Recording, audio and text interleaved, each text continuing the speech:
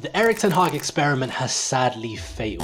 Especially watching Manchester United right now, it's not looking good. In fact, they've gotten off to their worst ever league start. They're 14th on the Premier League, yet when we watch it on the pitch, it's even worse. We are noticing a huge lack of cohesive press. There are huge gaps in the team, the squad morale is at its lowest, and most importantly, there are no results for the fans to really get something out of it. So in this video, we're going to be diagnosing how bad this experiment went, and later on in the video, we're going to be telling you the realistic choices that we could be looking at to replace Erik Ten Hag very soon. So think about it, Erik Ten Hag joins the club after one of their worst ever league seasons under Ole and Ralf Rangnick. He comes into the team, they try and implement their style of play, but they get bounced off the park against Brighton and Brentford. So in his first season, Erik Ten Hag decided to stay compact and hit teams on the counter-attack, and it worked. Third place in the Premier League, 75 points, a Carabao Cup title. Things were looking good for Manchester United in the summer of 2023. They had Onana, they had Højlund, they had Mason Mount, Rashford's coming off a great season. Things were looking good until Manchester United wanted to change the way that they played. And last season we saw the problems. And what we watched from Manchester United was so bad that they finished outside of the top 7 places and had to win the FA Cup to qualify for the Europa League. Towards the end of last season it was Ten Hag out, but the FA Cup kind of swayed the new board in Ineos to keep him on and to sign a new contract. In this summer they made some really good moves on paper. Matthijs de Ligt, Lenny Yoro, although he got injured straight away, Joshua Zirkzee and Manuel Ugarte, with all of the other young players getting a year older. They brought in Ruud van Nistelrooy as well. Things looked like they were going to change, but nothing ever did.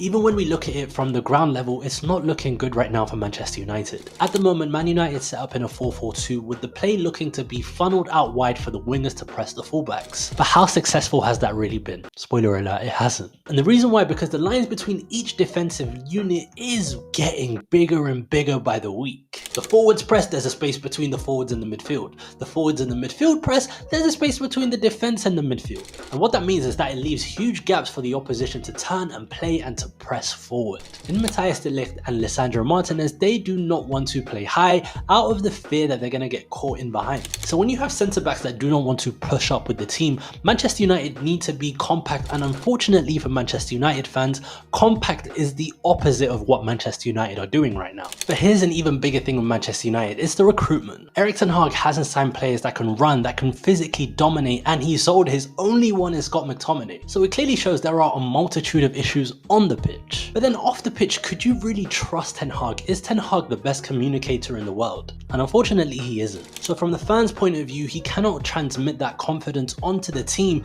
and onto the fans as well, because you're looking at Erik Ten Hag thinking maybe we can get something out of his interviews, and unfortunately it's not there. So when you mix all of these things together, unfortunately Manchester United are not in a good shape right now. So here's the thing.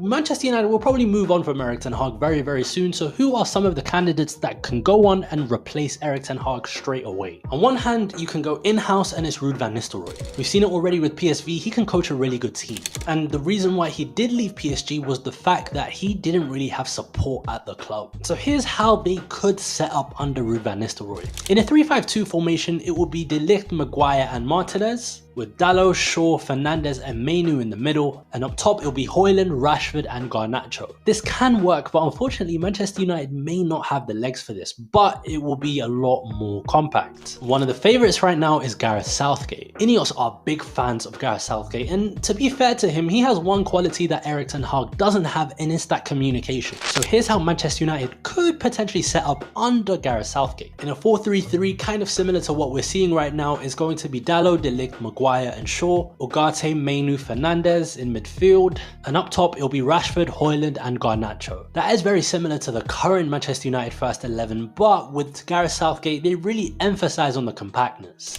And then the ones that Manchester United fans all want, and potentially is the most realistic right now, is Thomas Tuchel. Look, Thomas Tuchel is one of the best coaches in the world, and he can really transmit that confidence over to Manchester United. And from Thomas Tuchel's perspective, it's like a case of unfinished business. He's seen success in every every single country he's been to, and he could provide that success for Manchester United. Look, it may not be a long-term thing and they might want to find their long-term type of manager, but do not sleep on Thomas Tuchel, because especially in the knockouts or these types of knockout competitions that Manchester United thrive in right now, he could add to. Of course, it could be the 3-back, it could be the 4-back formation, but under Thomas Tuchel, you know the quality that he brings to Manchester United, and to be fair, in my eyes, I think he really suits the club as well. So that's what we think. That's why the Erik Ten Hag experiment has failed in our eyes, but let us know down below if we've missed out on any potential managers that could potentially take over Erik Ten Hag. Thank you guys for watching, and I'll see you very soon for the next video. Take care.